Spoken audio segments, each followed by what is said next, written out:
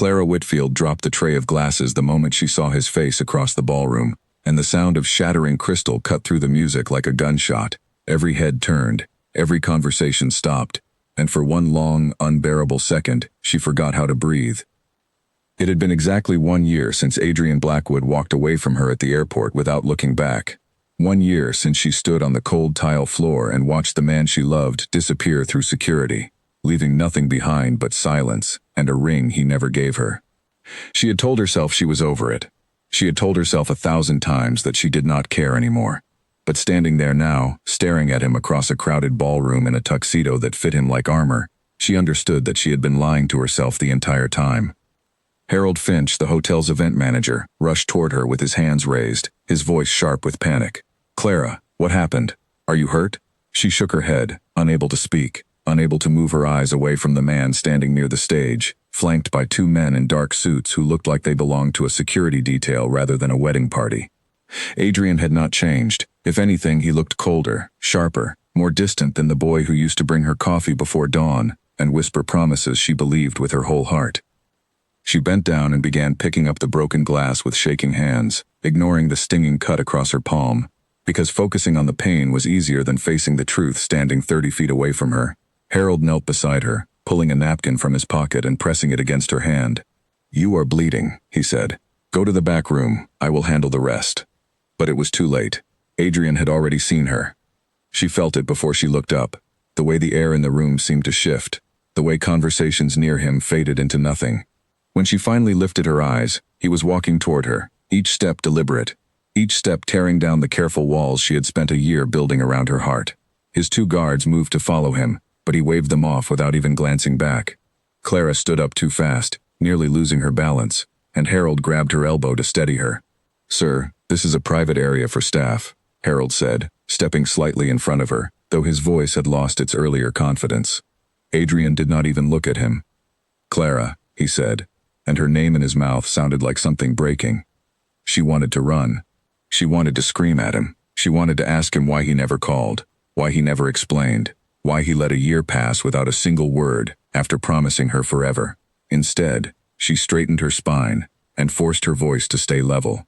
"Mr. Blackwood," she said, using his last name like a blade. "This is a private area for staff. If you need something, please speak with the front desk." His jaw tightened. Around them, guests had begun to notice the tension, phones lifting slightly, whispers rippling through the crowd like a stone thrown into still water. A billionaire from one of the most powerful families in the country did not simply walk into a service hallway to speak to a waitress, and everyone in that room understood that something significant was happening in front of them, even if they did not know the details. "I need to talk to you," Adrian said, ignoring the formality she had thrown at him. "There is nothing to talk about," Clara answered, though her voice cracked slightly on the last word, betraying the calm she was trying so hard to project. "You made that very clear a year ago when you left without saying goodbye." His eyes darkened, and for a moment, something raw flickered across his face, something that looked almost like regret, though Clara refused to let herself believe it. "I did not want to leave," he said quietly. "You do not understand what happened." "Then explain it," she snapped, finally letting a year of buried anger rise to the surface. "Explain why you disappeared. Explain why every number I had for you stopped working within a week. Explain why your assistant told me you had moved on and did not wish to be contacted again." Adrian's expression shifted, confusion replacing the guilt that had been there seconds before. "My assistant told you what?" Before Clara could answer, a woman's voice cut through the hallway, sharp and confident, carrying the kind of authority that came from money and expectation. "Adrian, darling, what is taking so long? The board is waiting for the toast." Clara turned to see a tall woman in a deep red gown approaching, her diamond earrings catching the light, her expression cool, as she assessed Clara from head to toe with the practiced disdain of someone who had never once had to fight for anything in her life. This must be Vivian Cross, Clara thought, the woman whose engagement to Adrian had been announced in the business papers only weeks earlier, the merger disguised as a marriage that would combine 2 of the largest shipping empires on the continent. "Vivian," Adrian said, "not this right now." Vivian's eyes narrowed as she looked between Adrian and Clara watched the calculation happen behind the woman's composed expression, the way she was piecing together exactly who Clara might be and exactly how much of a threat she represented. "Who is this?" Vivian asked, her tone polite on the surface but cutting underneath. Nobody, Clara said before Adrian could answer, and she turned and walked away before either of them could see the tears gathering in her eyes. She did not stop walking until she reached the small break room behind the kitchen, where she pressed her back against the wall and finally allowed herself to breathe. Her hands were shaking, her heart was pounding so hard she could hear it in her ears. A year of careful healing had unraveled in less than 5 minutes, and she hated herself for how easily it had happened, how quickly one look from Adrian Blackwood had brought every buried feeling rushing back to the surface. The door opened, and Clara expected Harold, ready to apologize for the broken glasses and the scene she had caused. Instead, it was Grace Bennett, her closest friend and fellow coordinator, who had watched the entire exchange from across the room with wide, worried eyes. "Clara," Grace said, closing the door behind her. "What just happened out there?" Clara wiped her eyes quickly, embarrassed by how close she had come to falling apart in front of dozens of strangers. "That was him," she said. "That was Adrian." Grace's mouth fell open. "The Adrian? The one who left you standing at the airport like something out of a nightmare?" Clara nodded, unable to find the words to explain the storm of emotions crashing through her. "He said he did not want to leave. He said I do not understand what happened. And Grace, he looked genuinely confused when I told him his assistant said he had moved on." Grace frowned, crossing her arms. "You do not think someone lied to you, do you?" Clara had not let herself consider that possibility in an entire year, because believing Adrian had simply abandoned her was easier than believing something more complicated had happened. Something that involved deception and manipulation from people with far more power than she had ever possessed. "I do not know what to think," Clara admitted quietly, "but I know I have a shift to finish, and I cannot fall apart right now." Grace studied her for a long moment before nodding, though the concern never left her eyes. "Fine. But after this event ends, you are telling me everything, and we are getting a very strong drink." Clara managed a weak smile and nodded, grateful for a friend who never pushed too hard, even when there was clearly so much more beneath the surface. She splashed cold water on her face, straightened her uniform, and forced herself to walk back into the ballroom, determined not to let Adrian Blackwood see her fall apart a second time that night. But as she stepped back into the noise and light of the gala, she caught his eyes across the room one more time, and this time, he did not look away. Neither did she, and somewhere beneath the anger and the hurt and the year of careful distance she had built between them, a small, terrifying part of her wondered if the story between them was not actually finished, but only just beginning again. Clara forced herself to focus on her work, moving between tables with a tray of appetizers, nodding politely at guests who had no idea their small talk was the only thing keeping her from falling apart. She had spent months rebuilding her life after Adrian left, taking extra shifts, saving every spare coin to help her mother with medical bills, refusing to let heartbreak turn into weakness. She had promised herself she would never again let a man determine how strong or how broken she felt on any given day. Yet here she was, hands trembling around a silver tray, because one look from Adrian Blackwood had unraveled everything she thought she had healed. Across the room, Adrian tried to focus on the conversation happening around him, nodding at business partners whose names he barely registered, his mind circling back again and again to the confusion on Clara's face when she mentioned his assistant. He had never told anyone to end contact with her. He had never asked Nathaniel Cole, his longtime assistant, to say a single word to Clara after he left. The realization settled over him like ice water, and he began quietly reviewing the last 12 months in his mind, searching for the moment everything had gone wrong. Vivian noticed his distraction immediately, her sharp eyes missing nothing. "You seem distracted tonight," she said, her voice light, but her gaze calculating. "Is it the merger, or is it something else?" "It is nothing," Adrian answered, though the words felt hollow even to him. Across the room, Grace returned to check on Clara, catching her friend staring toward the stage where Adrian stood beside Vivian, his expression unreadable to everyone except the woman who had once known every version of his face.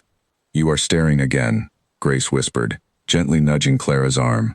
"I cannot help it," Clara admitted, setting the tray down for a moment to steady her hands.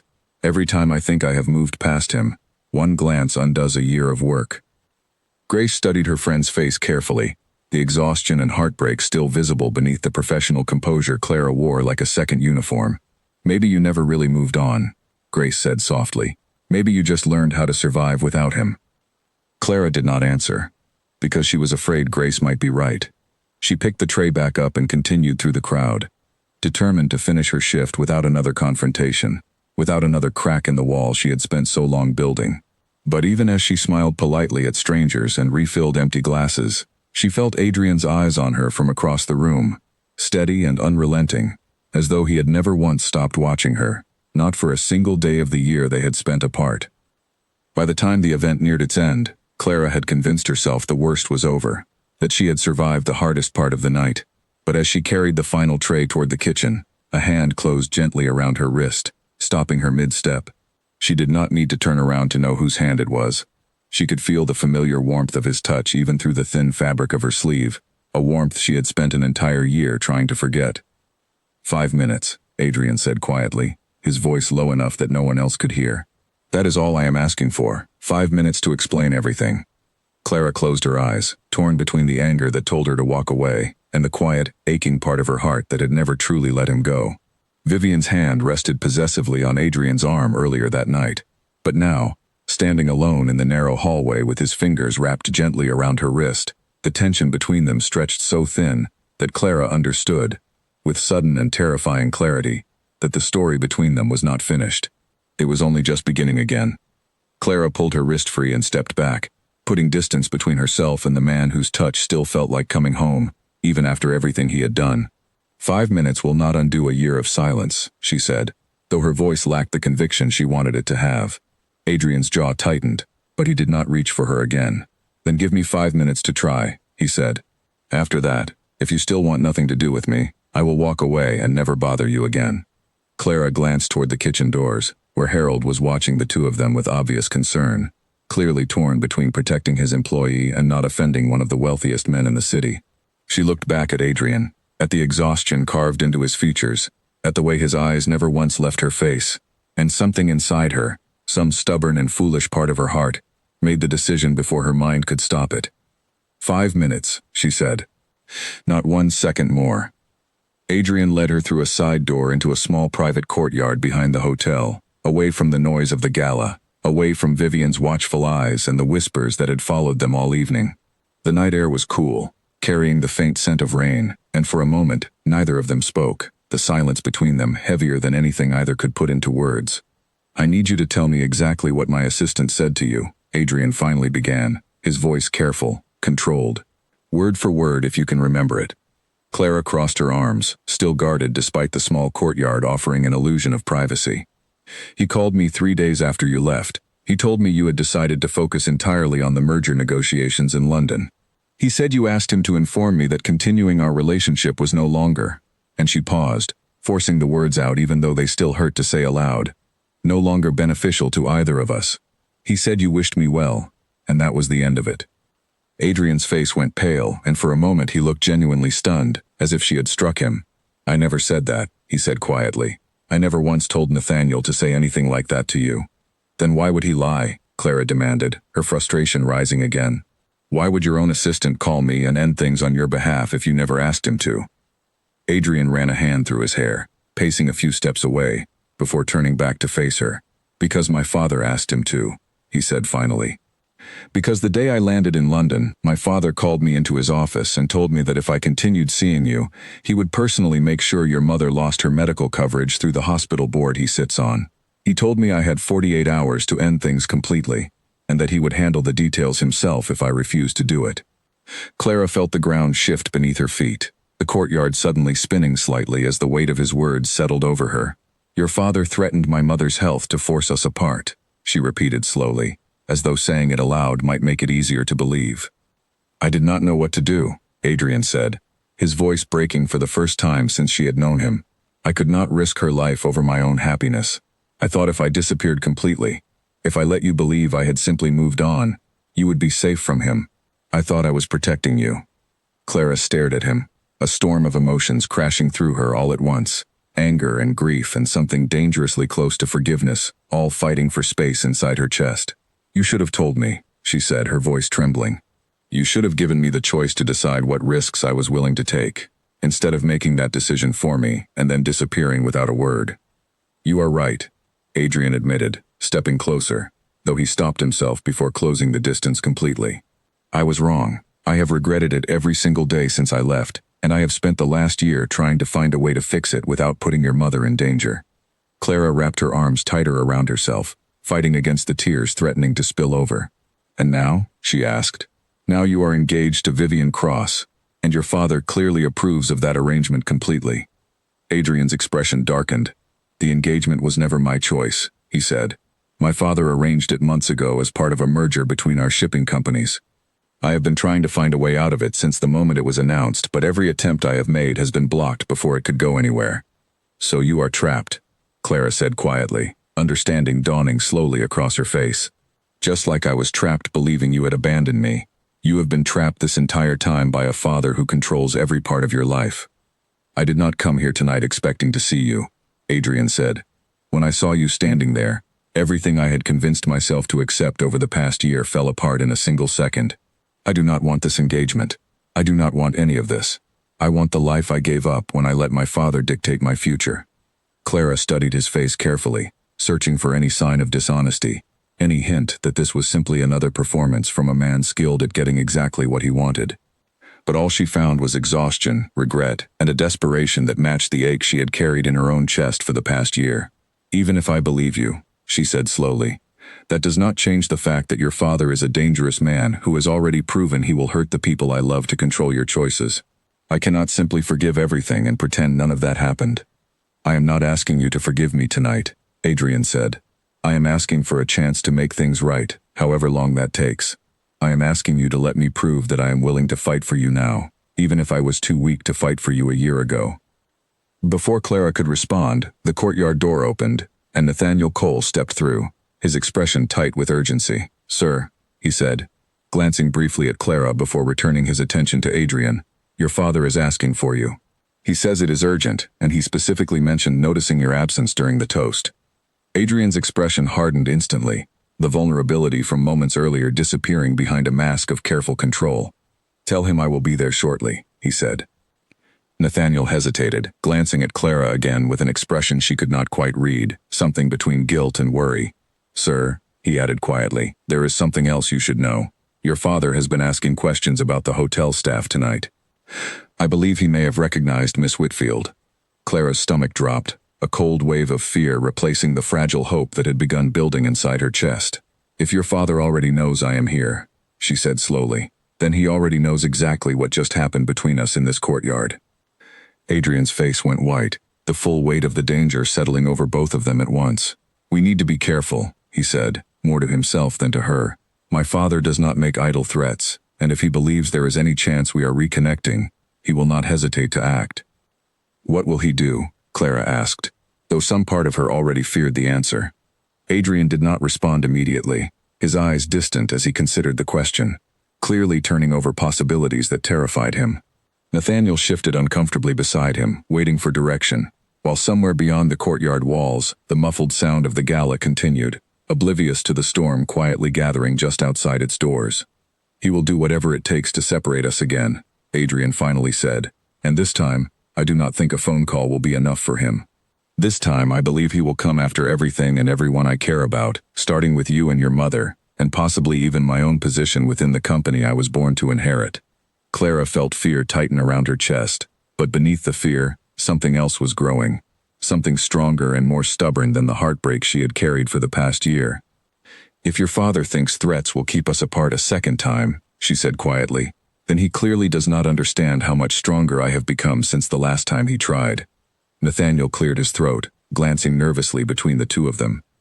Sir, if I may, he said carefully, your father is already walking this direction. I tried to delay him, but he insisted on seeing for himself where you had gone. Adrian cursed under his breath, turning to Clara with sudden urgency. You need to go, he said. Not because I want you to hide, but because I need time to figure out how to handle him without giving him a reason to act against you tonight. Clara nodded, though every instinct told her that walking away now would only delay the inevitable. As she turned toward the side door, she paused and looked back at him one final time. If you really mean what you said tonight, she told him, then prove it. Do not disappear again. Do not let silence be the answer this time. I promise, Adrian said, and though she had heard similar promises from him before, something in his voice tonight carried a weight she had not heard in over a year. Clara slipped back through the side door just as heavy footsteps echoed from the opposite end of the courtyard, and she pressed herself against the wall of the hallway, unable to resist glancing back through the narrow gap in the doorframe. Edmund Blackwood stepped into the courtyard moments later, his presence commanding even in silence, his sharp eyes scanning the space with the same calculating precision that had built one of the largest business empires in the country. "Where have you been?" Edmund asked, his voice deceptively calm in the way that powerful men often were, the kind of calm that carried far more threat than any raised voice ever could. "I needed air," Adrian answered evenly, giving nothing away. Edmund studied his son for a long moment, and Clara held her breath, praying the darkness of the hallway kept her hidden from view. "I heard there was quite a scene earlier tonight," Edmund said, "something involving a member of the hotel staff and a tray of broken glasses." "It was nothing," Adrian said. "An accident." Edmund's expression did not change, but something in his eyes sharpened, the way a predator's gaze sharpens the moment it senses prey nearby. "I do trust that it was nothing," he said slowly, "because I would hate to think you have forgotten the conversation we had a year ago, the one that ended a certain unfortunate attachment before it could damage everything this family has built." Clara felt her pulse hammering in her ears. Fear and fury tangled together as she listened to the man who had once threatened her mother's life, speaking so casually about destroying her happiness. Adrian's voice, when he answered, remained perfectly steady, though Clara could hear the effort it cost him to keep it that way. "I have not forgotten anything," Adrian said, "but I am also not the same person I was a year ago, and I would advise you to remember that before making any more decisions on my behalf." Edmund's laugh was low and humorless. "Careful, son," he said. "Sentiment has ruined better men than you. Your engagement to Vivian secures 3 shipping routes and a partnership worth more than you can imagine. I will not allow old feelings for a hotel worker to jeopardize that, no matter how nostalgic you have suddenly become." Clara pressed her hand against her mouth to keep from making a sound, humiliation and rage burning through her chest, at being reduced to nothing more than an inconvenience in a business transaction. She watched Adrian's fists clench at his sides, though his face remained carefully composed, a mask he had clearly spent years perfecting under his father's shadow.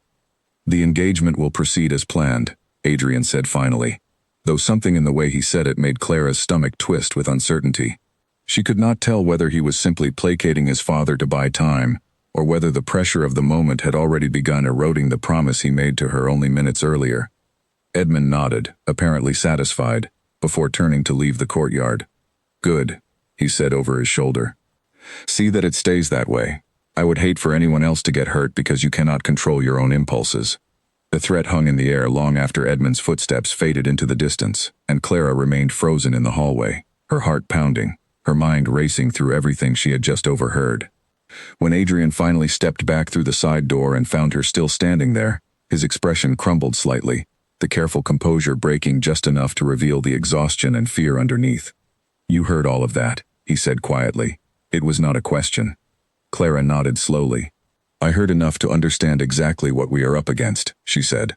"Your father will not stop until he gets exactly what he wants. And right now, that means keeping you far away from me and firmly attached to Vivian Cross and everything her family's company can offer yours." Adrian stepped closer, his voice dropping to barely above a whisper. "I meant what I said to you tonight," he told her, "every word of it. But I also know my father well enough to understand that fighting him carelessly will only bring destruction to everyone I care about. I need time to build a plan that protects you and your mother while I find a way out of this engagement without giving him ammunition to use against either of us." Clara studied his face, torn between the instinct to protect her heart from being broken a second time, and the growing certainty that the man standing in front of her was telling the truth about everything, including the danger they now faced together. "Then we build that plan together," she said finally. "I am done being someone things happen to. If we are doing this, we do it as equals, not as some fragile person you are trying to protect from a distance." Something shifted in Adrian's expression, admiration mixing with the exhaustion and fear that had defined his features all evening. "Together," he agreed quietly, and for the first time since she had seen him standing across the crowded ballroom, Clara allowed herself to hope that perhaps this time, the ending might be different. 3 days after the gala, Clara's phone rang while she was folding laundry in her small apartment, and the unfamiliar number nearly made her ignore the call entirely. Something told her to answer it anyway. "Miss Whitfield," a woman's voice said, cool and professional. "My name is Priscilla Okafor. I work in the legal department at Blackwood Industries. I am calling regarding your mother's medical coverage at Fairview General Hospital." Clara's stomach dropped instantly, the laundry falling forgotten to the floor. "What about her coverage?" she asked, though she already suspected the answer would not be good news. I regret to inform you that the hospital board has flagged an irregularity in the coverage agreement, Priscilla said, her tone carefully neutral in the way that suggested she was reading from a script someone else had written for her. Your mother's treatment will need to be reviewed, and coverage may be suspended pending that review. Clara gripped the edge of her kitchen counter, fighting to keep her voice steady. This has nothing to do with any irregularity, does it? She said. This is because of Edmund Blackwood. Priscilla did not answer directly, but her silence spoke volumes. I am simply relaying information from the board, she said finally. I would recommend contacting the hospital directly for further details. The call ended before Clara could ask another question, and she stood frozen in her kitchen for a long moment, fear and fury warring inside her chest. She dialed Adrian's number with trembling hands, and he picked up before the first ring finished. Clara, he answered, his voice immediately alert. What is wrong? Your father just had someone threaten my mother's medical coverage, Clara said, her voice shaking despite her effort to stay calm. He is already moving against us, Adrian, exactly like he promised he would. There was a heavy pause on the other end of the line, and when Adrian finally spoke, his voice carried a controlled fury that Clara had never heard from him before. I will handle this today, he said. I promise you, your mother's coverage will not be touched. How? Clara asked. Your father controls the hospital board. He controls half the city from what I can tell. How exactly do you plan to stop him? I still have influence of my own, Adrian said. And I intend to use every bit of it starting right now. Within hours, Adrian arrived at Fairview General Hospital and requested an emergency meeting with the board members who oversaw funding decisions. A meeting he secured only because his own name still carried weight independent of his father's shadow. He walked into the conference room and laid a folder on the table containing documentation of a substantial personal donation he intended to make, directly to the hospital's oncology and long-term care wing, specifically earmarked to protect existing patients from any coverage disruptions regardless of future board decisions. This donation comes with one condition, Adrian told the assembled board members, his voice steady and commanding in a way that reminded everyone in the room exactly whose son he was, even as he worked against his father's wishes. Margaret Whitfield's treatment continues uninterrupted, permanently, with no possibility of review or suspension based on anything other than genuine medical necessity. The board members exchanged glances, clearly uncomfortable being caught between the wishes of two powerful members of the same family, but the size of Adrian's donation made the decision considerably easier for them. By the end of the meeting, they had agreed to his terms, and Clara's mother's coverage was permanently secured, protected now by a legal agreement that even Edmund Blackwood would struggle to overturn. When Adrian called Clara to tell her the news, relief flooded through her so intensely that she had to sit down on her kitchen floor, tears streaming down her face as months of quiet fear finally released their grip on her chest. Thank you, she whispered. I do not know how to repay you for this. You do not owe me anything, Adrian said gently. I should have protected her a year ago instead of running away. This is the very least I can do to make things right. But even as relief washed over Clara, she understood that Edmund Blackwood would not simply accept this defeat quietly. Men like him did not lose gracefully, and she suspected his retaliation, whenever it came, would be far more severe than a simple phone call about medical coverage. Her suspicion proved correct 3 days later, when Grace burst into the break room during Clara's shift, her phone held up with visible panic in her eyes. Clara, you need to see this, she said, thrusting the screen toward her. A business news article filled the screen, the headline sharp and cruel. Hotel worker caught in Blackwood family scandal, threatens merger stability. Clara's photograph, clearly taken without her knowledge sometime during the gala, sat prominently beside the headline, alongside quotes from an anonymous source claiming she had deliberately pursued Adrian Blackwood in order to disrupt his engagement and extract financial benefits from the family. Clara felt sick reading the article, each sentence twisting reality into something ugly and false, painting her as a manipulative opportunist rather than a woman who had once loved a man before his father tore them apart through threats and lies. This is not true, she said, her hands shaking as she scrolled through comment after comment from strangers condemning her character based entirely on fabricated claims. Of course it is not true, Grace said fiercely, but that will not stop people from believing it. This has Edmund Blackwood written all over it. He is trying to destroy your reputation before you can become a real problem for him. Clara's phone buzzed almost immediately afterward, Adrian's name appearing on the screen, and she answered with her voice barely holding steady. I saw the article, she said before he could speak. I am so sorry, Adrian said, fury evident beneath the apology in his voice. This is exactly the kind of move my father makes when he feels cornered. I promise you, I will find out who leaked this story and fix it. Fixing it will not undo the damage already done, Clara said, exhaustion creeping into her voice. Everyone at work has seen it. My manager already asked me to take a few days off until things calm down, as if I did something wrong simply by existing in the same room as you. Adrian was silent for a long moment, and when he spoke again, his voice carried a new determination that surprised her. Then we stop playing defense, he said. My father assumes I will continue quietly absorbing every attack he launches, hoping to avoid further conflict.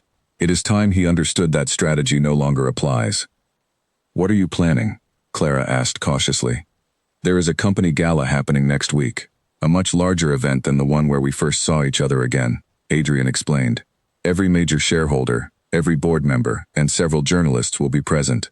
My father intends to use the event to formally announce my engagement to Vivian and solidify the merger publicly.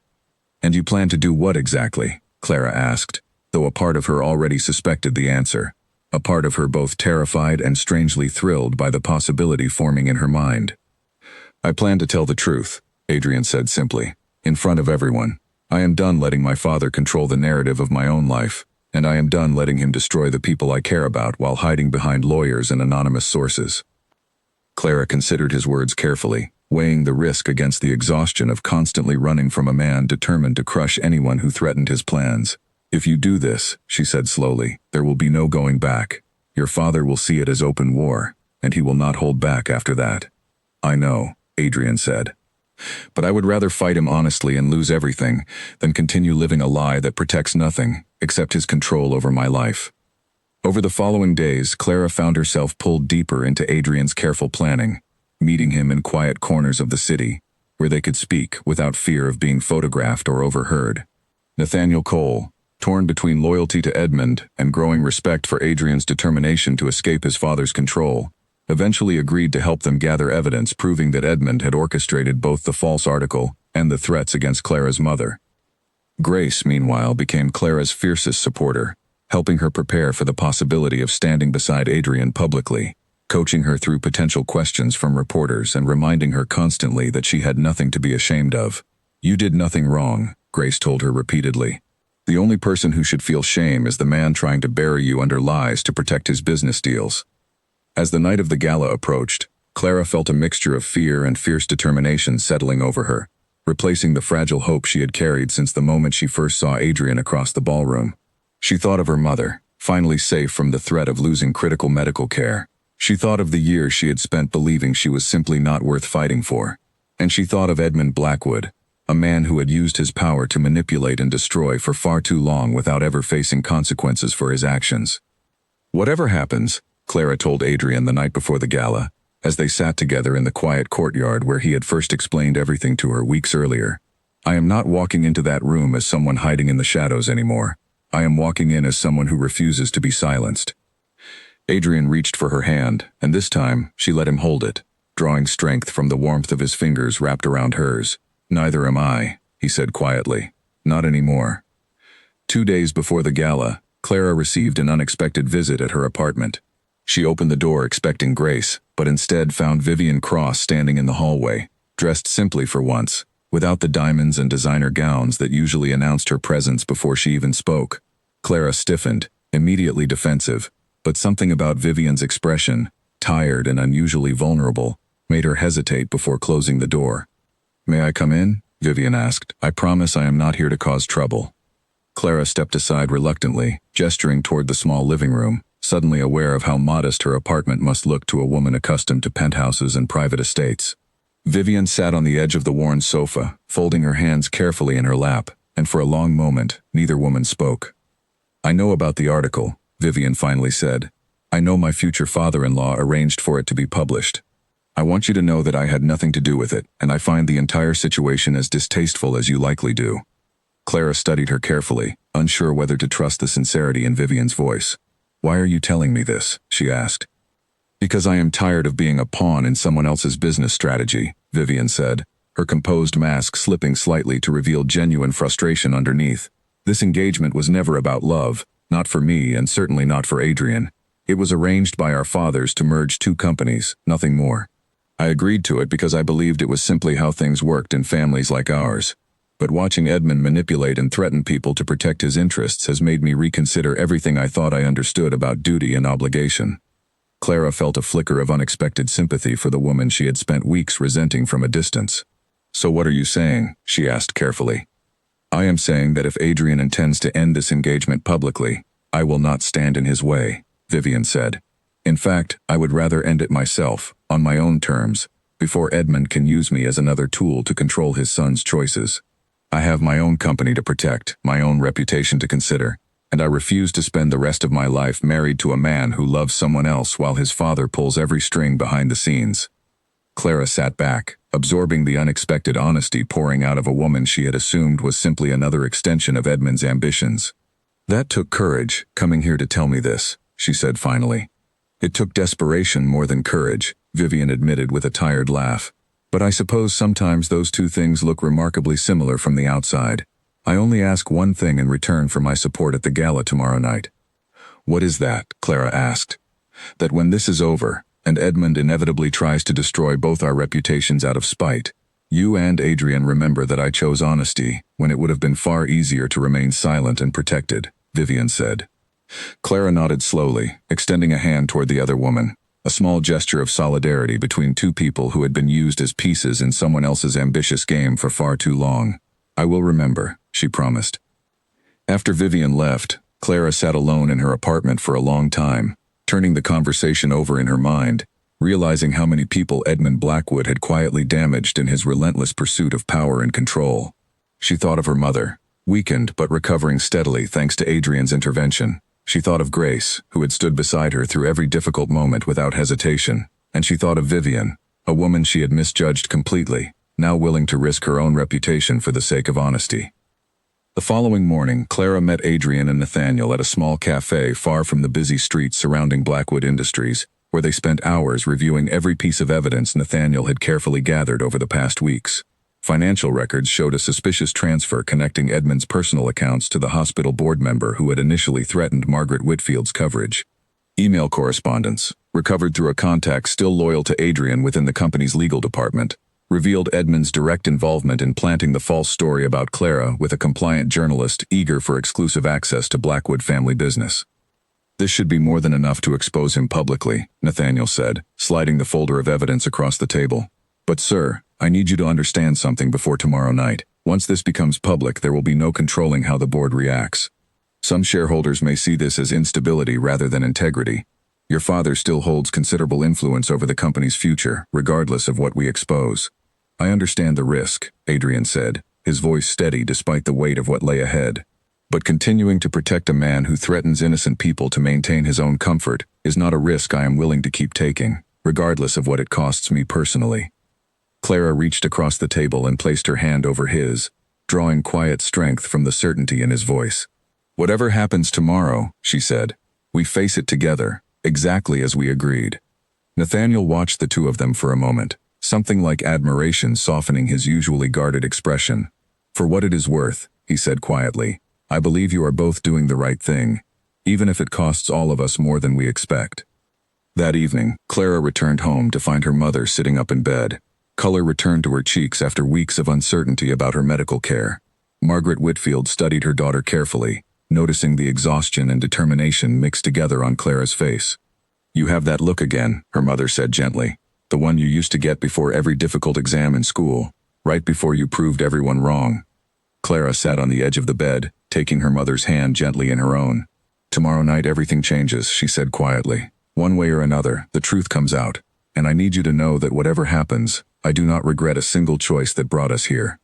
Margaret squeezed her daughter's hand, warmth and pride evident in her tired eyes. "I raised you to fight for what matters," she said. "Do not stop now. Not when you are finally standing this close to the life you deserve." Clara leaned down and pressed a gentle kiss to her mother's forehead, gratitude and determination swelling together inside her chest. As she left the room and prepared for the night ahead, she felt the weight of everything that had brought her to this moment. Every heartbreak, every threat, every quiet act of courage from unexpected allies, all converging toward a single confrontation that would finally determine whether love could survive against the full weight of a powerful man's relentless control. The ballroom of the Grand Meridian Hotel glittered with chandeliers and champagne glasses, filled with shareholders, board members, and journalists all waiting for Edmund Blackwood to formally announce the merger between his company and the Cross family shipping empire. Clara stood near the back entrance in a simple midnight blue dress Grace had insisted on buying for her, her heart pounding so hard she could feel it in her throat. "You look terrified," Grace whispered beside her, squeezing her hand for reassurance. "I am terrified," Clara admitted, "but I am also done being afraid of what Edmund Blackwood thinks I deserve." Across the room, Adrian stood near the stage beside his father, his expression carefully composed despite the storm Clara knew was building inside him. Edmund tapped his glass, the sound cutting through the murmur of conversation, and the room gradually fell silent as every eye turned toward the man who had built an empire through calculated ruthlessness. "Thank you all for joining us tonight," Edmund began, his voice smooth and commanding.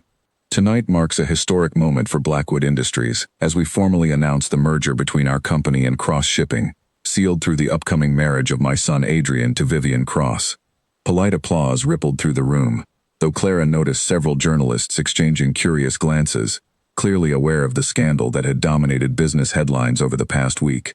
Edmund gestured for Adrian to join him at the podium, and Clara watched him step forward, his jaw set with quiet determination.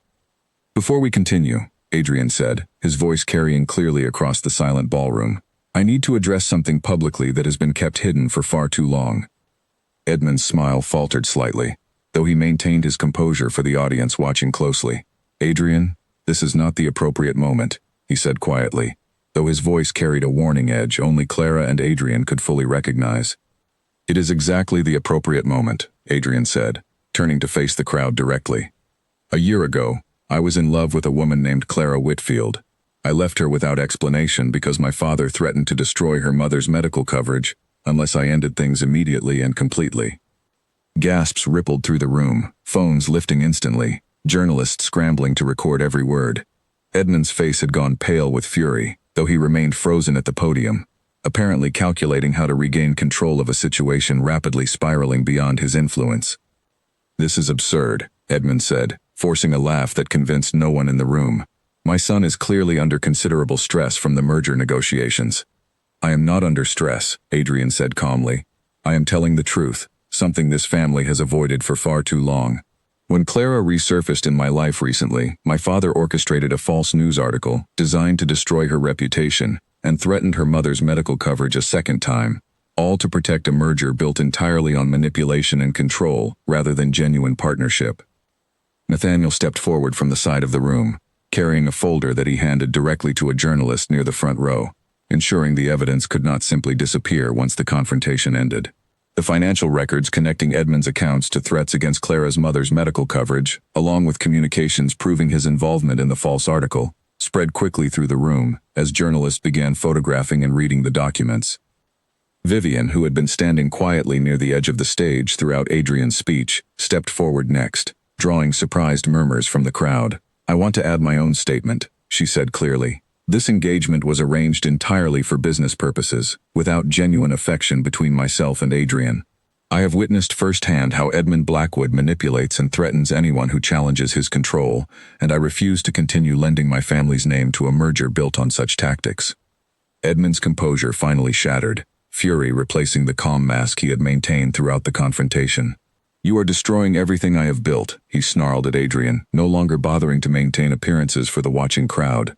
"No," Adrian said, his voice steady despite the tension radiating from his father. "You destroyed it yourself, the moment you decided threatening innocent people was an acceptable price for maintaining your control over my life."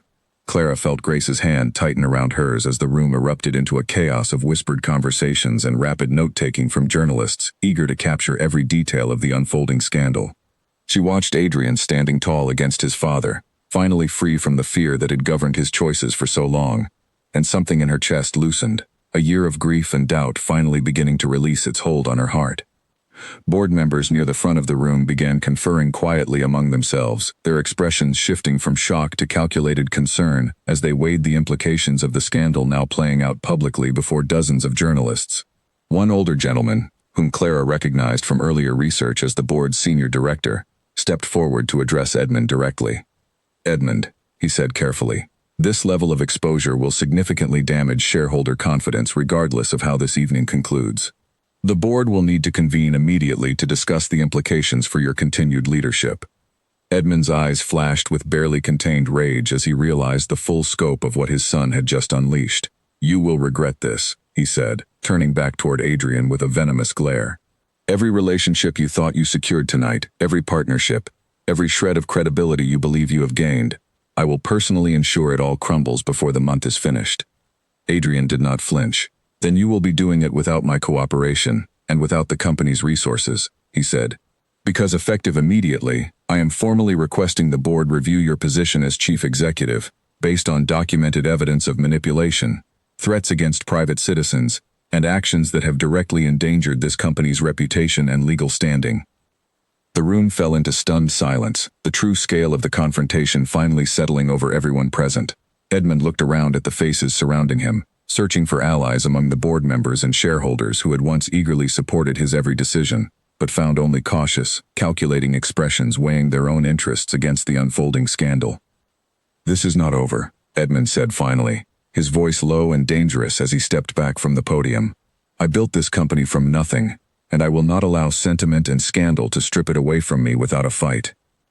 As Edmund stormed from the stage, security personnel moving carefully to escort him from the increasingly chaotic ballroom, Clara felt the weight of the evening finally settling over her, exhaustion and relief mixing together as Adrian turned and searched the crowd until he found her standing near the back entrance. He crossed the room quickly, ignoring the flashing cameras, and shouted questions from journalists desperate for a statement until he stood directly in front of her, his eyes searching her face for any sign of regret or hesitation. "I meant every word I said up there," he told her quietly, his voice barely audible above the chaos surrounding them. "I am done hiding, done pretending, done letting fear dictate the choices I make about my own life." Clara reached up and touched his face gently, feeling the tension finally beginning to ease from his features. "I know," she said softly. "I heard every word." Around them, the ballroom continued buzzing with shocked conversation and frantic journalism. But for one brief moment, Clara and Adrian remained still amid the chaos, two people finally standing together in the open after a year of forced separation and hidden truths. Grace approached quietly, watching the reunion with tears gathering in her eyes, while Nathaniel stood nearby, relief evident on his usually composed face now that the evidence he had risked his position to gather had finally been exposed to the world.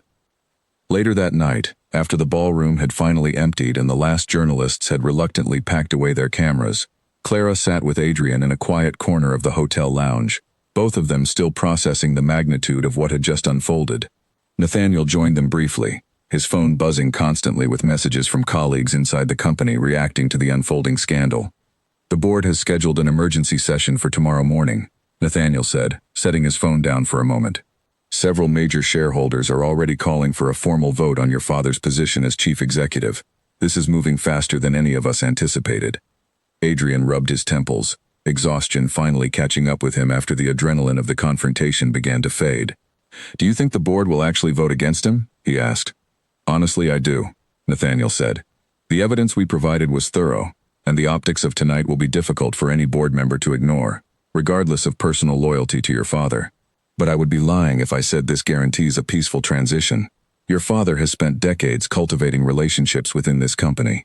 He will not surrender that influence without exhausting every option available to him first." Clara listened quietly, watching the careful way Adrian absorbed each piece of information, weighing consequences she suspected extended far beyond tonight's confrontation. "What happens to you if the board removes him?" she finally asked. "Does that put you in a difficult position as well, given everything that has happened between you and your father?" Adrian considered the question for a long moment before answering. "It might," he admitted. "Some board members may view me as compromised, given the personal nature of tonight's revelations. But I would rather face uncertainty with integrity than continue building my future on threats and manipulation." Nathaniel excused himself shortly afterward, promising to keep them both updated on any developments overnight, leaving Clara and Adrian alone in the quiet lounge as the hotel gradually settled into stillness around them. Clara studied Adrian's face carefully, noticing the weight finally beginning to show beneath his controlled exterior, the accumulated exhaustion of months spent fighting silently against a father determined to control every aspect of his life. "You did something incredibly brave tonight," she said softly. "I know how much that must have cost you." Adrian reached for her hand, his fingers intertwining gently with hers. "It cost me less than continuing to live a lie would have," he said. "I spent an entire year believing I was protecting you by staying away, when really I was simply protecting my own comfort, avoiding the harder fight that might have actually saved us both a great deal of pain." Clara squeezed his hand gently, understanding the guilt still lingering beneath his words. "You cannot change what already happened," she said. "But you can decide what happens next, and tonight you proved exactly what kind of man you have chosen to become, regardless of what your father raised you to be." They sat together in comfortable silence for a while, the events of the evening slowly settling into something more manageable, something they could finally begin processing together rather than alone. Eventually, Clara's phone buzzed with a message from her mother, checking to make sure everything had gone safely at the event, and she smiled softly, grateful for the reminder that regardless of tonight's chaos, the people she loved most remained safe and cared for. "I should get home," she said reluctantly, glancing at the time. "My mother worries when I am out too late, especially after everything that has happened these past few weeks." Adrian walked her to the hotel entrance, the night air cool and quiet after the chaos of the ballroom earlier that evening. Before she stepped into the waiting car Grace had arranged, he turned to her one final time, his expression somewhere between hope and lingering uncertainty. "Whatever happens with the company, whatever my father decides to do next," he said, "I want you to know that none of it changes what I said tonight. I choose you, Clara, not because it is convenient, and certainly not because it is safe, but because I finally understand what I nearly lost by choosing fear over honesty a year ago." Clara felt tears gathering in her eyes, warmth spreading through her chest despite the uncertainty still hanging over both their futures. "I choose you too," she said quietly, "but we still have a difficult road ahead of us, and your father does not strike me as someone who accepts defeat easily." "I know," Adrian admitted, "but for the first time in over a year, I am facing that difficult road with my eyes open and my heart honest, and that alone feels like more progress than anything I managed to accomplish during the entire time I spent hiding from him." As Clara's car pulled away from the hotel, she glanced back one final time to see Adrian still standing beneath the entrance lights, watching her leave with an expression that carried both hope and quiet determination. Somewhere beyond the city lights stretching endlessly around them, she knew Edmund Blackwood was already awake, already calculating his next move, already refusing to accept that his carefully constructed empire could crumble simply because his son had finally found the courage to choose love over obedience. But for tonight at least, Clara allowed herself to feel something she had not felt in over a year, a fragile but genuine sense of hope for whatever difficult chapter awaited them both next.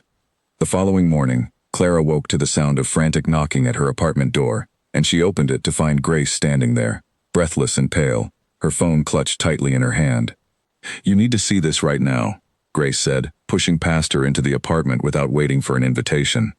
Clara's stomach tightened with dread as Grace pulled up a news article on her phone, the headline stark and alarming. "Blackwood heir's girlfriend investigated for fraud," the headline read, and beneath it, a photograph of Clara from years earlier, taken during a difficult period in her life that she had worked hard to move past. "This is not possible," Clara said, snatching the phone from Grace's hands and reading through the article with growing horror. The piece claimed that Clara had previously been investigated for financial fraud at a former job, an accusation that was entirely fabricated, twisted from a minor accounting discrepancy years earlier that had been fully resolved and had never involved her directly at all. "Edmund again," Grace said grimly. "He is not backing down.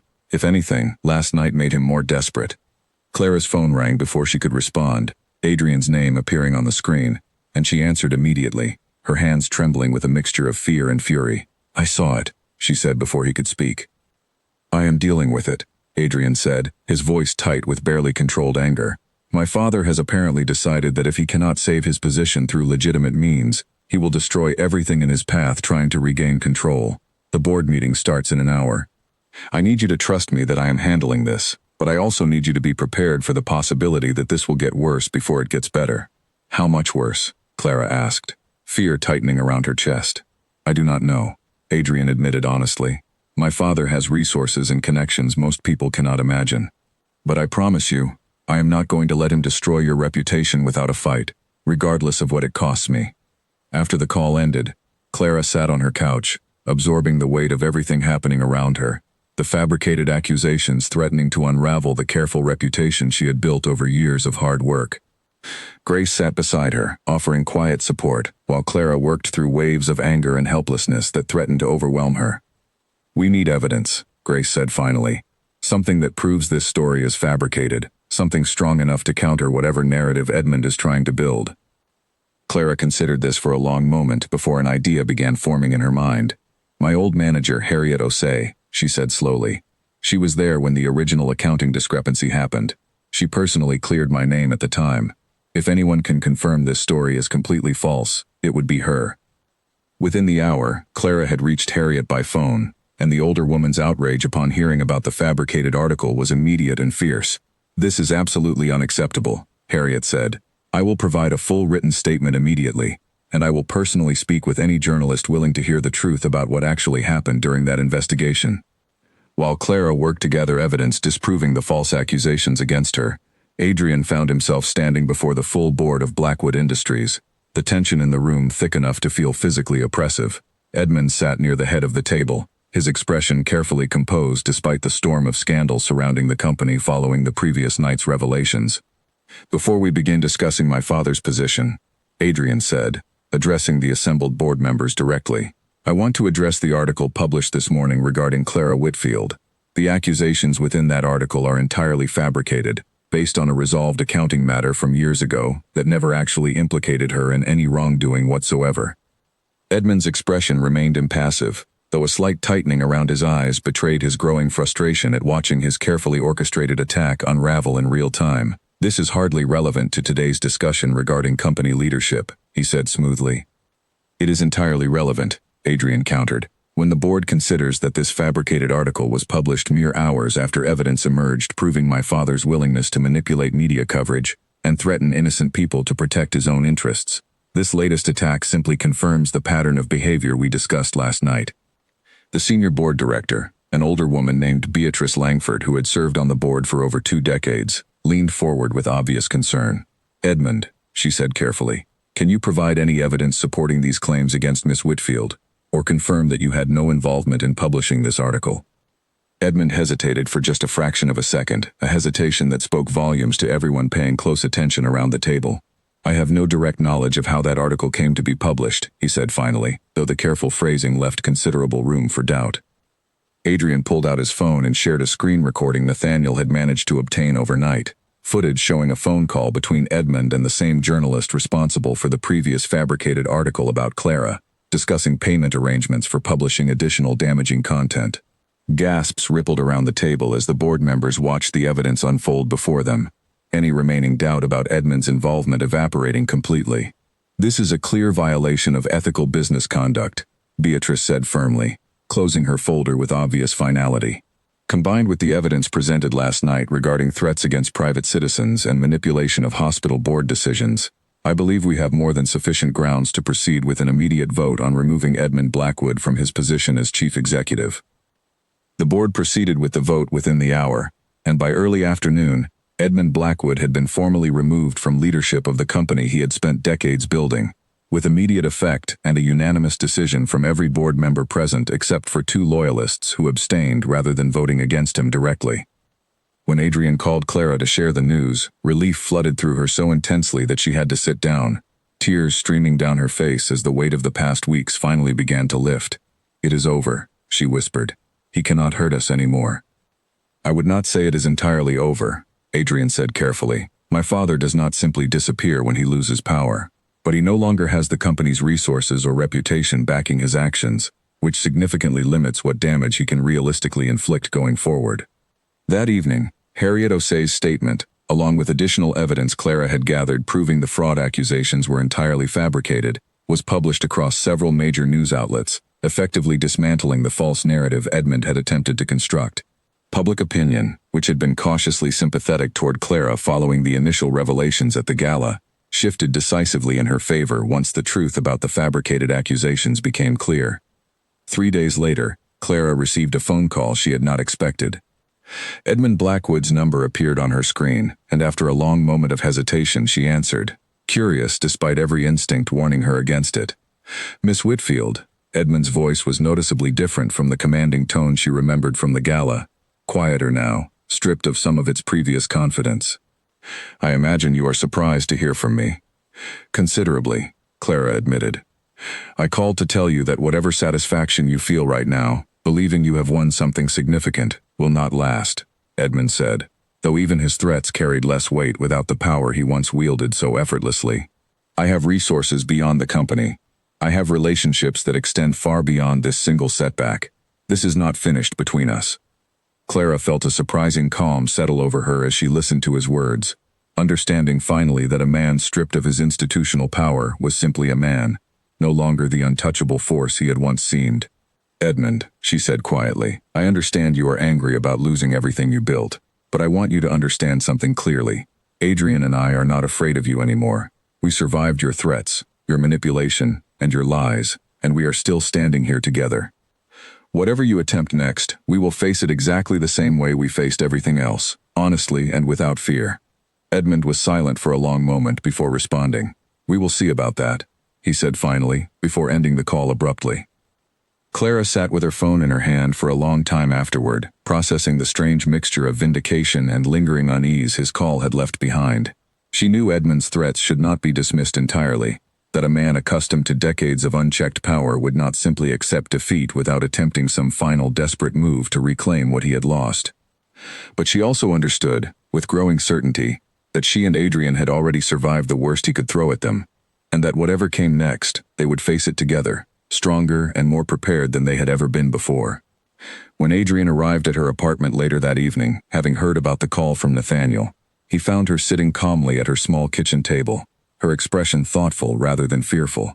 He is not finished, she told him as he sat down across from her. But I do not think that matters anymore, not the way it used to. Why not? Adrian asked, studying her carefully. Because for the first time since this all began, Clara said, I am not afraid of what he might do next. I am simply ready to face it, whatever it turns out to be. A week passed with unusual quiet, the kind of stillness that felt less like peace and more like the pause before a storm gathers strength. Adrian had stepped into an interim leadership role at Blackwood Industries, working alongside Beatrice Langford and the rest of the board to stabilize the company after the chaos of the previous weeks. Clara returned to her position at the hotel, grateful to find that Harold and the rest of her colleagues had welcomed her back without hesitation once the truth about the fabricated fraud accusations became public knowledge. Then, on a quiet Thursday evening, Nathaniel called Adrian with news that shattered the fragile calm they had all begun to trust. Sir, he said, his voice tense with urgency. Your father has filed an emergency legal petition claiming the board vote to remove him was conducted improperly, citing procedural violations in how the emergency session was called. He is requesting an immediate injunction to reinstate his position while the courts review the matter. Adrian felt his stomach drop, the momentary sense of security they had all been cautiously building beginning to crack beneath this unexpected legal maneuver. Can he actually win this? He asked. It is unlikely, Nathaniel admitted, but not impossible. Your father has hired one of the most aggressive corporate litigation firms in the country. Even if the petition ultimately fails, it could tie up company operations in legal uncertainty for months, which would be devastating for shareholder confidence and ongoing business relationships. Adrian immediately called Clara to share the news, and she listened with a growing sense of frustration at how relentlessly Edmund continued fighting even after every previous attempt had failed so completely. He truly will not stop, will he? She said. Men like my father do not know how to stop, Adrian said grimly. Losing is not simply an outcome to him. It represents an existential threat to his entire identity. He would rather burn everything down around him than accept that his choices led directly to his own downfall. Over the following days, Adrian worked tirelessly alongside the board's legal team, preparing a comprehensive response to Edmund's petition, while simultaneously managing the day-to-day operations of a company still reeling from weeks of public scandal. Clara found herself drawn increasingly into these preparations as well, providing testimony regarding the threats and manipulation she had personally experienced, testimony that would prove crucial in demonstrating the legitimate grounds for Edmund's removal. The legal hearing was scheduled for the following week, and as the date approached, tension settled over everyone involved, the accumulated stress of months of conflict finally beginning to show in the tired faces and short tempers of even the most steadfast among them. Grace noticed the toll it was taking on Clara during one of their evening conversations, watching her friend push through exhaustion with the same stubborn determination that had carried her through every previous challenge. You do not have to be strong every single moment of every single day, Grace said gently, as they sat together in Clara's apartment one evening. It is all right to admit when something is genuinely difficult. Clara managed a tired smile, appreciating her friend's concern even as she struggled to fully accept the sentiment. "I know," she said, "but every time I think about giving in to exhaustion, I remember how close Edmund came to controlling everything, how easily he tried to destroy the people I love simply to protect his own comfort. That memory gives me strength I did not know I had." Grace squeezed her hand supportively. "Just remember you are allowed to lean on the people who love you too," she said. "You do not have to carry this entirely alone." On the day of the hearing, Clara sat in the courtroom gallery beside Grace, watching as Adrian, flanked by the company's legal team and several board members including Beatrice Langford, presented a comprehensive case demonstrating the legitimate and properly conducted nature of Edmund's removal. The evidence presented included detailed documentation of the threats against Margaret Whitfield's medical coverage, the fabricated news articles designed to damage Clara's reputation, and the recorded conversation proving Edmund's direct involvement in paying for damaging publicity. Edmund's legal team attempted to argue procedural technicalities, focusing narrowly on the timing and notification requirements for the emergency board session, rather than addressing the substantial evidence of misconduct that had prompted the vote in the first place. The judge, a sharp-eyed woman named Constance Ibori, who had clearly reviewed every piece of submitted evidence thoroughly before the hearing began, listened carefully to both sides before addressing the courtroom directly. "While I acknowledge certain minor procedural irregularities in how the emergency session was convened," Judge Ibori said, "these irregularities do not outweigh the substantial and well-documented evidence of misconduct presented by the respondent. The petition for injunction is denied, and the board's decision to remove Edmund Blackwood from his position as chief executive stands as legally valid and appropriately conducted." Relief swept through the courtroom among Adrian's supporters, though Clara noticed Edmund's expression remaining eerily calm despite the ruling, as though he had already anticipated this outcome and was simply moving through the motions of a battle he no longer expected to win outright. As the courtroom began to empty, Edmund approached Adrian one final time, his voice low enough that only those standing nearby could hear his final words. "You have won this particular battle," Edmund said, studying his son with an expression that carried more weariness than anger now. "But do not mistake this for the end of everything I built. I will find other ways to remain relevant, other doors that remain open to me despite this setback." Adrian met his father's gaze steadily, neither flinching nor softening beneath the weight of years spent fearing exactly this kind of confrontation. "I hope you do find something worthwhile to build going forward," he said honestly, "but I hope even more that whatever you build next, you build it with honesty rather than manipulation, because ultimately, that is the only thing that cost you everything you valued most." Edmund said nothing further, simply turning and walking away through the courthouse doors, his once commanding presence now noticeably diminished, stripped of the institutional power that had defined him for decades. Clara watched him leave, feeling neither triumph nor cruelty in his defeat, only a quiet sense of closure after months of fear and uncertainty finally beginning to settle into something resembling peace. Outside the courthouse, Adrian found Clara waiting for him, and he pulled her into a tight embrace the moment he reached her, relief and exhaustion evident in the way he held on to her. "It is finally over," he murmured against her hair. "Truly over this time." Clara wrapped her arms around him, feeling the weight of the past several weeks finally beginning to lift from both their shoulders. "Not entirely over," she said softly, pulling back slightly to look into his eyes. "We still have an entire future ahead of us to figure out together." Adrian smiled, the first genuinely relaxed smile she had seen from him in longer than she could remember, and something in his expression told her that whatever uncertainty remained about their future, he intended to face every bit of it beside her, without hesitation and without fear.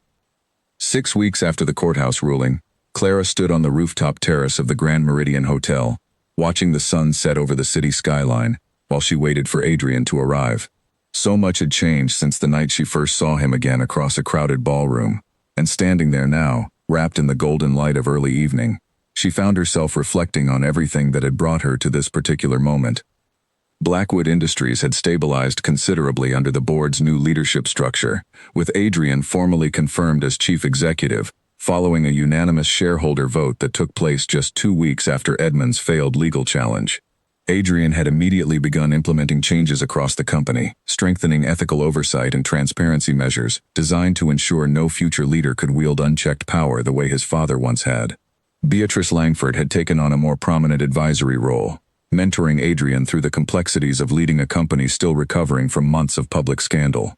Vivian Cross, true to her word, had formally ended the engagement without incident, And surprisingly, she and Clara had developed an unexpected friendship in the weeks following the gala confrontation.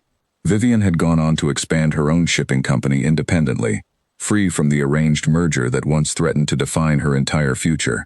And she often joked that losing the engagement to Adrian had been the best business decision she never actually made herself. Margaret Whitfield's health continued improving steadily, her medical coverage now permanently secured through the agreement Adrian had established months earlier, completely independent of any influence Edmund might have once held over the hospital board. Clara visited her mother every weekend, grateful beyond words for the quiet, ordinary moments they now shared together, moments that had once felt uncertain and fragile during the darkest weeks of their conflict with Edmund. As for Edmund himself, he had largely disappeared from public life following his removal from the company, occasionally surfacing in minor business ventures that never quite regained the influence or respect he once commanded so effortlessly.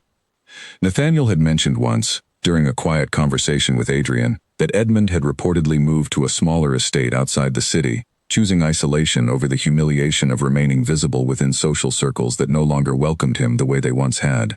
Adrian had not spoken to his father since the courthouse confrontation, though he occasionally wondered whether time might eventually soften the bitterness between them, even if he no longer expected or needed his father's approval to feel secure in the choices he had made. Grace approached Clara on the rooftop terrace, carrying 2 glasses of champagne and a knowing smile that suggested she understood exactly what was about to happen that evening. "You seem nervous," Grace observed, handing her a glass. "I am not nervous," Clara said, though the slight tremor in her voice betrayed her words immediately. Grace laughed softly, squeezing her friend's shoulder affectionately. "Whatever happens tonight," she said, "I could not be prouder of everything you have overcome to get here. You deserve every bit of happiness coming your way." Clara smiled, gratitude swelling in her chest as she thought about everything Grace had done for her over the past several months, the unwavering support and fierce loyalty that had carried her through the darkest moments of her conflict with Edmund. "Thank you for never once doubting me," she said quietly, "even when I doubted myself." Grace squeezed her hand one final time before discreetly slipping away, leaving Clara alone on the terrace as the sky deepened into shades of orange and violet above the city skyline. Moments later, she heard familiar footsteps approaching from behind, and she turned to find Adrian walking toward her, dressed simply in a dark suit, his expression carrying the same warmth and certainty that had slowly rebuilt the trust between them over the past several months. "You look beautiful," he said softly, taking her hand as he reached her. Clara smiled, feeling the familiar warmth that always accompanied his presence, though tonight it felt different somehow, steadier and more certain than it had ever felt before. "This place holds a lot of memories for us," she said, glancing around the rooftop that overlooked the same hotel where their story had reignited months earlier. "That is exactly why I wanted to bring you here tonight," Adrian said, his voice carrying a quiet nervousness that surprised her, considering everything they had already survived together. "This is where everything changed for us, where I finally found the courage to fight for the life I actually wanted, instead of the one that was simply expected of me." Clara studied his face carefully, noticing the way his hands trembled slightly as he reached into his jacket pocket, and understanding began to dawn slowly as she realized exactly what was happening. "Adrian," she began, though her voice caught in her throat as he lowered himself down onto one knee before her, a small velvet box held carefully in his outstretched hand. "Clara Whitfield," he said, his voice steady despite the emotion evident beneath his words, "I spent an entire year believing I had lost you forever, believing that protecting you meant staying away no matter how much it destroyed me inside. I was wrong about so many things during that year, but I have never once been wrong about how much I love you, how completely you have always been the only future I actually wanted for myself." Tears gathered in Clara's eyes as she listened, her heart pounding so loudly she could hear it echoing in her ears, drowning out even the distant sounds of the city stretching endlessly below them. "I do not want to spend another single day pretending that anything matters more than building a life together, honestly and openly, without threats or manipulation ever standing between us again," Adrian continued. "Will you marry me, Clara? Not because it benefits any merger or business arrangement, but simply because I love you more than I have ever loved anything else in my entire life." Clara felt tears spilling freely down her cheeks as she nodded, unable to find words adequate enough to capture the overwhelming joy and relief flooding through her entire body. "Yes," she finally managed, her voice thick with emotion. "Yes, absolutely yes."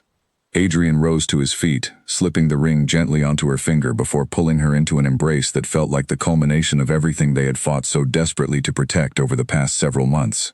Around them, the city lights began flickering to life as darkness settled fully over the skyline, and Clara felt a profound sense of peace settle over her, the kind of peace that came only after surviving something genuinely difficult together and emerging stronger on the other side. Grace, who had apparently been watching discreetly from a distance the entire time, rushed forward with tears streaming down her own face, wrapping both of them in an enthusiastic embrace the moment Adrian released Clara from their kiss. "I cannot believe it," Grace exclaimed. "After everything you two have been through, this is exactly the ending you deserve." Nathaniel appeared shortly afterward as well, having apparently been aware of Adrian's plans for the evening, offering his own quiet congratulations along with a rare, genuine smile that Clara had not often seen from the usually reserved assistant. "I am glad I get to witness this after everything we worked through together," he said sincerely. Later that evening, as the small celebration continued on the rooftop terrace, Clara found a quiet moment alone with Adrian, both of them leaning against the railing overlooking the city lights stretching endlessly before them. She thought back to the night she first saw him again, the shattered glass at her feet, the way the entire room had gone silent around them, and she marveled at how far they had traveled since that single, terrifying moment of recognition. "Do you ever think about how differently things could have turned out?" she asked quietly. "If you had not come back to this city, or if I had simply avoided you that night, instead of confronting everything head-on?" Adrian considered the question carefully before answering, his arm wrapped comfortably around her shoulders as they watched the city below them settle into its familiar evening rhythm. "I think about it sometimes," he admitted. "But I also believe that some things are simply meant to find their way back together, regardless of how difficult the path becomes. We could have avoided each other that night, could have let fear keep us apart permanently, but I do not believe either of us would have found genuine happiness that way, not after everything we once shared together." Clara rested her head against his shoulder, feeling entirely at peace for the first time in longer than she could accurately remember. "I am glad we did not avoid each other," she said softly. "Even with everything we had to overcome, I would not trade this moment for an easier path that led somewhere less honest."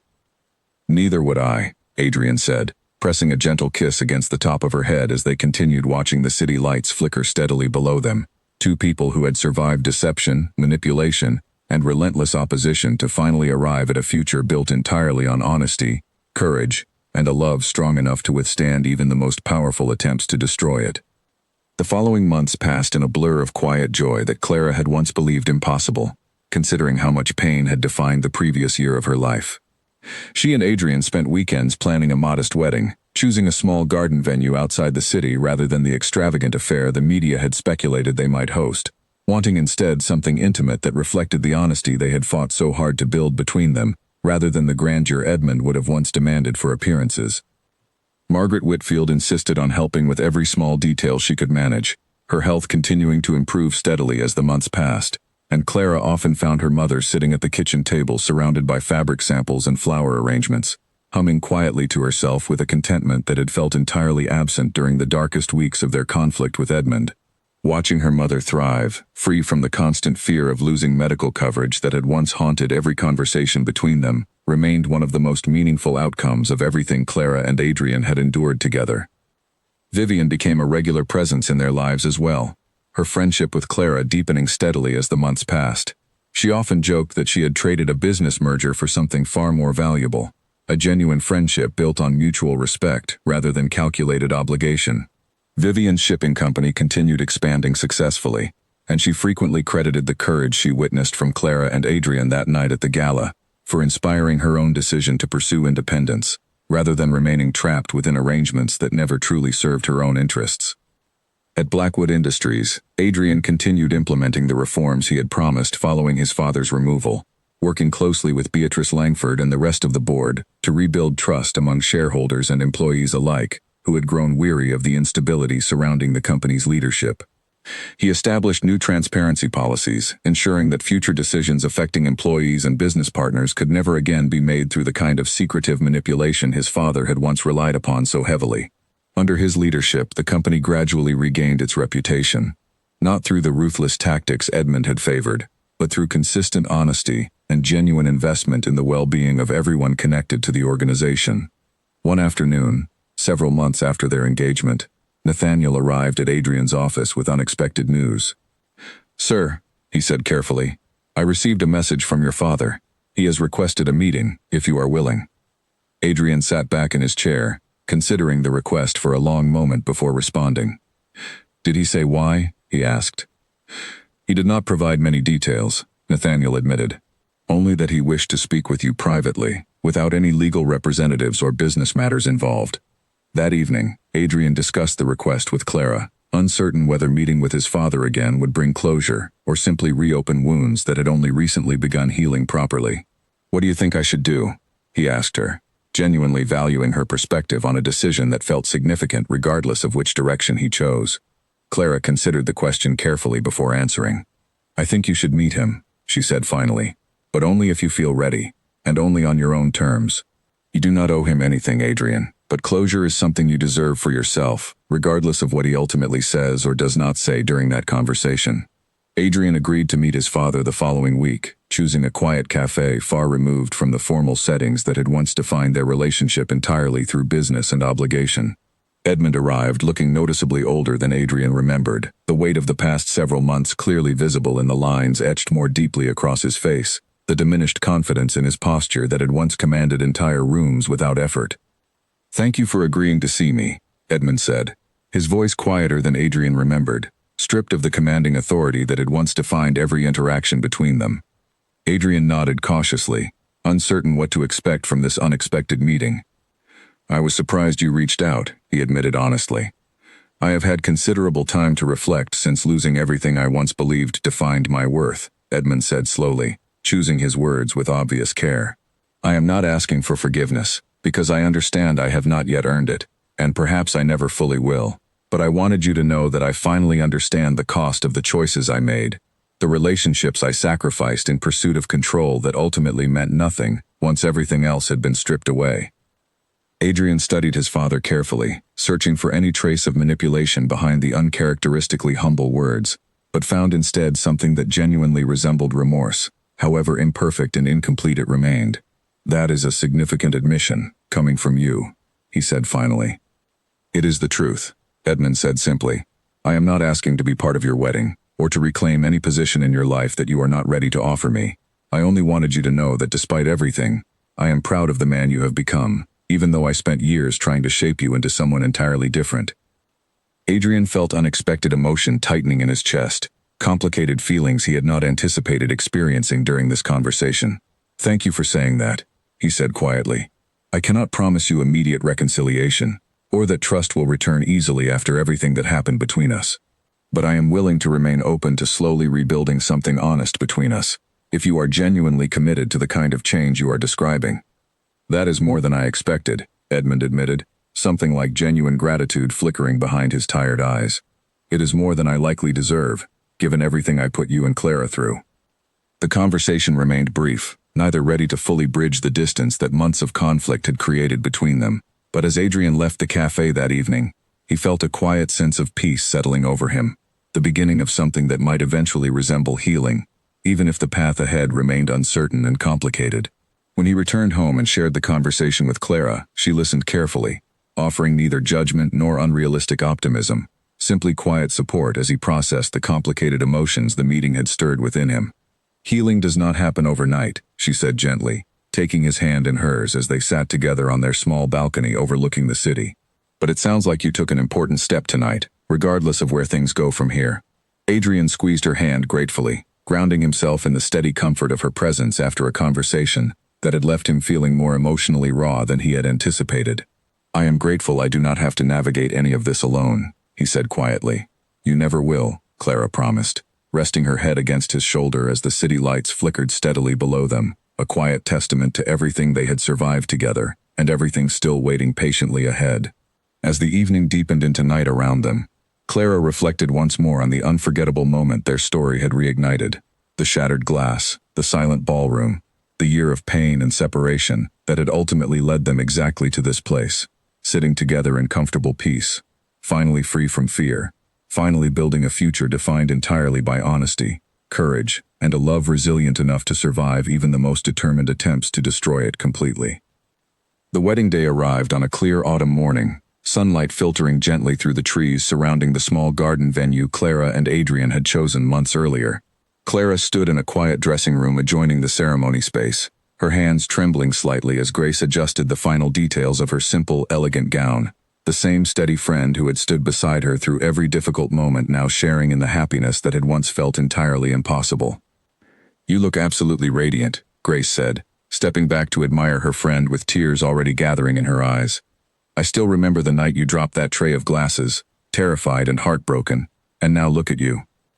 Clara laughed softly, the memory no longer carrying the sharp sting of pain it once held, transformed instead into simply the beginning of a story that had ultimately led her exactly where she belonged. "It feels like a different lifetime," she admitted. "But I would not change a single moment of it, not even the hardest parts, because they brought us here." Margaret Whitfield entered the room moments later, dressed elegantly for the occasion, her health fully restored after months of consistent care that Adrian's intervention had made possible.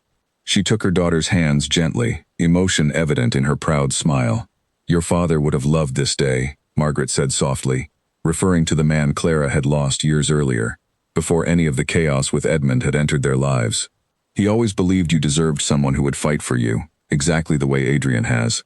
Clara embraced her mother carefully, grateful beyond measure for the quiet strength that had carried both of them through years of hardship long before Adrian had ever entered their lives. "I love you," she whispered. "Thank you for everything you sacrificed to get us here." Outside in the garden, guests had gathered beneath strings of soft lights woven through the trees, a modest but meaningful collection of people who had each played a role in the journey that led to this celebration. Nathaniel sat near the front, having become something of a trusted friend to both Clara and Adrian over the past year rather than simply a professional assistant. Beatrice Langford attended as well, representing the company's continued support for Adrian's leadership, while Vivian sat beside her, having become one of Clara's closest confidants in the months following their unexpected alliance. Edmund arrived quietly, seated toward the back of the gathered guests, his presence a reflection of the slow, careful reconciliation that had continued developing between father and son over the preceding months. He had not been invited to play any formal role in the ceremony, but Adrian had extended an invitation to attend, a small gesture of openness that neither of them fully understood yet where it might eventually lead, but one that felt significant nonetheless. As the ceremony began, Adrian stood at the end of the garden aisle, watching Clara approach with an expression of complete wonder, as though he still could not quite believe the path that had brought them to this exact moment. When she reached him, he took her hands gently, and the officiant began the ceremony with words that felt entirely appropriate given everything they had endured together. "Love," the officiant said, gazing warmly at the assembled guests, "is rarely tested as thoroughly as it was for Clara and Adrian, yet here they stand, having faced deception, manipulation, and every attempt to tear them apart, choosing instead to build something honest and enduring between them." As they exchanged vows beneath the softly lit trees, Clara found herself reflecting on everything that had led to this moment: the shattered glass on that first unforgettable night, the courtyard confession that revealed the truth behind Adrian's departure, the relentless battles against Edmund's manipulation, and finally, the quiet, hard-won peace that had allowed them to arrive here together, surrounded by people who genuinely cared for their happiness. "I promise to choose honesty over fear every single day for the rest of our lives together," Adrian said during his vows, his voice steady despite the emotion evident beneath his words. "I promise to fight for you exactly as fiercely as you have always fought for yourself, and I promise that nothing, not threats, not manipulation, not even my own family, will ever again come between the life we are building together." Clara felt tears streaming freely down her cheeks as she listened, overwhelmed by the depth of sincerity behind every word. "I promise to trust you completely," she said in return, her own voice trembling with emotion. "I promise to remember that love built on honesty can survive anything, because we have already proven that together. And I promise that whatever challenges still await us, we will face them exactly the way we faced everything else, side by side, without fear." As they sealed their vows with a gentle kiss, the assembled guests erupted into warm applause, celebrating a love that had survived circumstances few couples would ever be forced to endure. Grace wiped tears from her eyes while embracing Nathaniel beside her, the two having grown surprisingly close over the months of shared crisis they had navigated together, in support of Clara and Adrian's relationship. Vivian smiled warmly, genuine happiness evident in her expression despite the very different path her own life had taken following the collapse of her arranged engagement. The reception that followed remained intimate and joyful, filled with laughter and quiet conversation, rather than the extravagant spectacle that once might have defined any event connected to the Blackwood family name. Adrian and Clara moved among their guests together, grateful for every person who had supported them through the difficult months leading to this celebration. Later in the evening, as the celebration began winding down, Clara found a quiet moment alone with Edmund near the edge of the garden, the first genuine conversation they had shared since the confrontation at the gala many months earlier. "I am glad you came today," she said carefully, uncertain exactly how the conversation might unfold between them. Edmund studied her for a long moment before responding, his expression carrying none of the calculated coldness she remembered from their earlier encounters. "Thank you for allowing me to attend," he said quietly. "I know I do not deserve the grace both of you have shown me, considering everything I once tried to do to keep you apart." Clara considered her response carefully before speaking. "I am not entirely sure forgiveness comes easily," she admitted honestly, "but I do believe people can change, if they are genuinely willing to do the difficult work required. Adrian deserves the chance to rebuild whatever relationship remains possible between you, and I will not stand in the way of that, as long as you continue proving through your actions that the man standing here today is different from the one who once threatened my mother's life to protect his own interests." "That is fair," Edmund said, something like genuine respect flickering behind his tired eyes. "I promise to continue earning whatever trust might eventually be possible between us, however long that process takes." As the celebration continued around them, Clara returned to Adrian's side, slipping her hand into his as they watched their closest friends and family enjoying the warm evening together. Somewhere in the distance, soft music continued playing, and the string lights overhead cast a gentle glow across the garden that had become, in many ways, a symbol of everything they had fought so hard to build together. "A year from now," Adrian said quietly, pulling her closer as they watched the celebration unfold around them. "Do you think anyone will remember how it all began? The broken glass, the silent ballroom, everything that nearly kept us apart forever?" Clara smiled, resting her head against his shoulder as she considered the question. "I think we will always remember," she said softly. "But I also think that story matters less now than the one we are writing together going forward. Whatever comes next, we face it honestly, together, exactly the way we promised."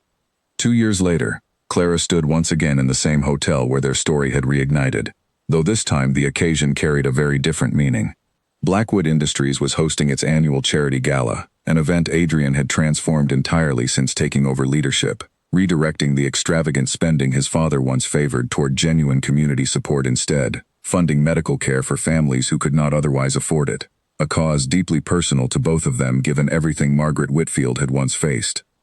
Clara moved through the crowded ballroom, no longer dressed as hotel staff but as the guest of honor beside her husband, greeting familiar faces who had become close friends over the years since their difficult beginning. Harold Finch approached her with a warm smile, still managing events at the hotel, proud of the small role he had played in a story that had captured the attention of so many people over the years. "I still remember the broken glasses," Harold said, laughing softly at the memory that no longer carried any pain for either of them. "I never could have imagined that night would lead to something so wonderful." "Neither could I," Clara admitted, smiling as she glanced across the room toward Adrian, deep in conversation with Beatrice Langford and several other board members about an upcoming expansion of the company's community outreach programs. Grace and Nathaniel arrived together, their own relationship having blossomed steadily over the years following the shared crisis that first brought them into each other's orbit. Grace, now married to Nathaniel and expecting their first child, embraced Clara warmly, both women reflecting on how dramatically their lives had transformed since that unforgettable night at the gala years earlier. Vivian arrived shortly afterward, her shipping company now one of the most respected in the industry, having built her success entirely on her own terms rather than through the arranged merger that once threatened to define her future. She and Clara had remained close friends throughout the years, their unlikely bond forged through shared resistance against Edmund's manipulation, now simply a genuine friendship built on mutual respect and admiration. Edmund attended the gala as well, seated quietly near the back of the room, his relationship with Adrian having slowly, carefully rebuilt itself over the years into something resembling genuine connection, though never quite erasing the painful history that had once nearly destroyed everything between them. He approached Clara briefly during the evening, offering quiet congratulations on the success of the charitable initiative that bore her mother's name, a foundation established specifically to help families facing the same medical uncertainty Margaret had once endured. "Your mother would be proud of everything you have built," Edmund said sincerely. genuine warmth evident in his voice after years of consistent effort to rebuild trust with the family he had once nearly destroyed. "She still is proud," Clara said gently, smiling toward where Margaret sat comfortably at a nearby table, healthy and vibrant years after the crisis that had once threatened her life so severely. "Thank you for coming tonight, Edmund. It means more than you probably realize." As the evening continued, filled with laughter, gratitude, and the quiet satisfaction of building something meaningful together, Clara found herself standing once more beside Adrian, near the same rooftop terrace where he had proposed years earlier. The city stretched endlessly below them, filled with countless stories of struggle and triumph much like their own, and Clara felt an overwhelming sense of gratitude for every difficult step that had led them exactly here, together, finally home. "Whatever storms life brings next," Adrian said softly, wrapping his arm around her as they watched the city lights flicker steadily beneath the darkening sky, "I know we will face them exactly the way we always have, honestly, fearlessly, and completely together." Clara smiled, resting her head against his shoulder as the warm evening settled comfortably around them, grateful beyond measure for a love that had survived every attempt to destroy it, emerging stronger and more resilient with every challenge they had faced side by side.